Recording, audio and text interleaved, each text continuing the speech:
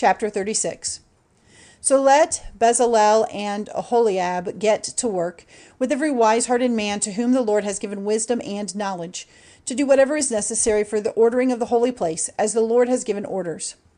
Then Moses sent for Bezalel and Oholiab, and for all the wise-hearted men to whom the Lord had given wisdom, even everyone who was moved by the impulse of his heart, to come and take part in the work. And they took from Moses all the offerings which the children of Israel had given for the building of the holy place. And still they went on giving him more free offerings every morning.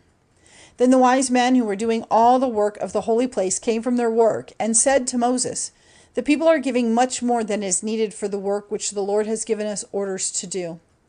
So Moses made an order, and had it given out through all the tents, saying, "Let no man or woman make any more offerings for the holy place." So the people were kept from giving more. For the material they had was enough, and more than enough, for all the work which had to be done. Then all the expert workmen among them made the house with its 10 curtains of the best linen, blue and purple and red they made them, with winged ones worked by expert designers. Every curtain was 28 cubits long and 4 cubits wide, all of the same measure.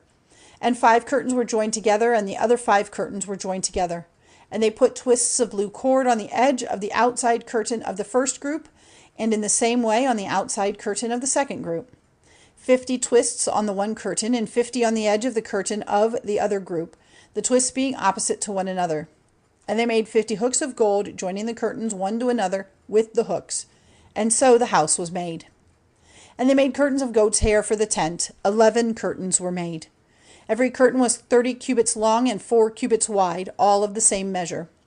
5 curtains were joined together to make one group, and 6 curtains were joined together to make the other group. And they put 50 twists of cord on the edge of the outside curtain of the first group, and 50 twists on the edge of the outside curtain of the second group, and 50 hooks of brass for joining them together to make the tent. And they made a cover of sheepskins colored red to go over the tent, and a cover of leather over that. And for the uprights of the house they made boards of hard wood. The boards were 10 cubits long and 1 cubit and a half wide. Every board had 2 tongues fixed into it. All the boards were made in this way. They made 20 boards for the south side of the house, and for these 20 boards 40 silver bases, 2 bases under every board to take its tongues. And for the second side of the house on the north they made 20 boards, with their 40 silver bases, 2 bases for every board.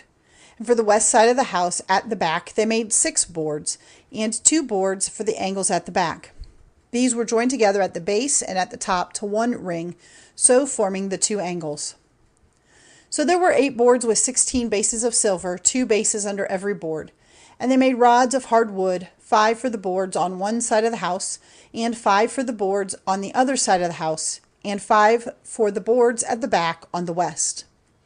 The middle rod was made to go right through the rings of all the boards from one end to the other. All the boards were plated with gold, and the rings through which the rods went were of gold, and the rods were plated with gold. And he made the veil of the best linen, blue and purple and red, worked with winged ones designed by expert workmen. And they made 4 pillars for it of hard wood, plated with gold. They had hooks of gold and 4 silver bases, and they made a curtain for the door of the tent of the best linen with needlework of blue and purple and red, and 5 pillars for the curtain with their hooks. The heads of the pillars were of gold, and they were circled with bands of gold, and their 5 bases were of brass.